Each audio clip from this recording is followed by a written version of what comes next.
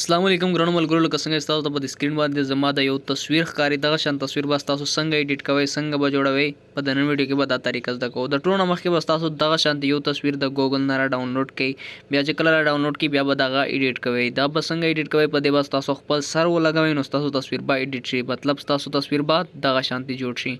ملګرو څنګه به کوئ د هر څه په نن ویډیو کې ټوله طریقه درته ښایم ویډیو ډیره زیاته خوندوره د اخره پورې لازمي وګورئ چې په ټول ترتیب باندې صحیح پوه شي نو ملګرو د ویډیو شروع کېدو نه مخکې تاسو نو یو وړوکی شانتي ریکوست دی که چېرته ستاسو د ویډیو تر اوسه پورې لایک کړي نه نو لایک یې کړئ او خپلو ملګرو سره یې زیاته نه زیاته شیر کړئ ځکه چې د هغې ته هم پته ولګي نو راځئ ملګرو ویډیو به شروع کوو او دا ترتیب به زده کوو چې آیا دغه شانتي تصویر څنګه ایډیټ کېږي د دې دپاره به زموږ خپل موبایل سکرین ته او هلته به ټول سیسټم تاسو ته لایو پروف ښایم نو راځئ موبایل سکرین طرف ته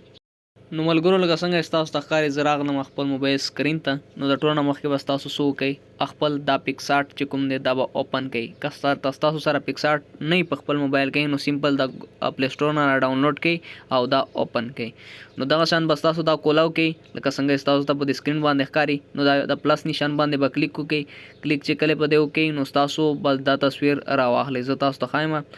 زه دلته ځم ګیلري ته ګیلري باندې ما کلیک وکړو او دلته زه په ګیلري باندې کلیک کوم او دغه شان تصویران ما سره راغله نو دا تصویر ما سره راغی نو دا تصویر به تاسو سمپلی د ګوګل نه را ډاونلوډ کړئ څنګه به ډاونلوډ کوئ طریقه درته زه ښایم داسې کار به وکړئ چې سمپلی موبایل سکرین ته به لاړ شئ او هلته به ستاسو ګوګل اوپن کړئ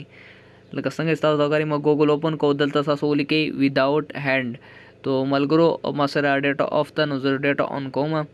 وداوټ هیډ به تاسو ولیکئ ټیک شو وداوټ هیډ هم ولیکو نو بیا به تاسو دا سرچ کړئ نو ستاسو سره به دغه شان تصویران راشي دلته زه سره لیکم پیک وداوټ هیډ پیک ټیک شو پی آی سی پیک ما ولیکو نو ما داسې سرچ کو نو ګورئ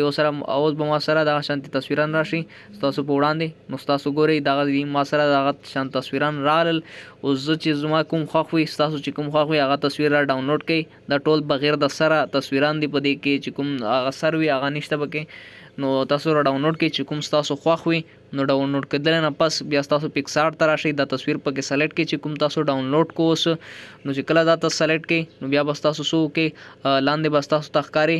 دلته راشئ د ایډ فوټو تاسو ته ښکاري په دې باندې به کلیک واخلئ کلیک هم واغستو نو ستاسو ګیلري به اوپن شي نو بیا تاسو هغه تصویر خپل راوچت کړئ زه دلته ګیلري ته ځم او ګیلري باندې کلیک کوم نو دلته زما چې کوم تصویران دي هغه به دلته موجود وي نو زه به یو داسې تصویر دلته را اوچت کړم چې هغه زما زه د هغه تصویر نه سر راواخلم او په دې زه ولګوم ستاسو په مخ کې نو زه دا تصویر چې کوم دی دا تصویر دا ما سلیکټ کو ټیک شو ما سلیکټ کو نو اوس دلته به هغه زما د تصویر راشي او دلته به تاسو ته ایډیټینګ ښایم چې څنګه ایډیټینګ به کوئ دا ایډ چې باره لیکلي دي په دې باندې سمپل تاسو کلیک واخلئ نو ستاسو دا تصویر دلته سلیکټ شو هم لیدو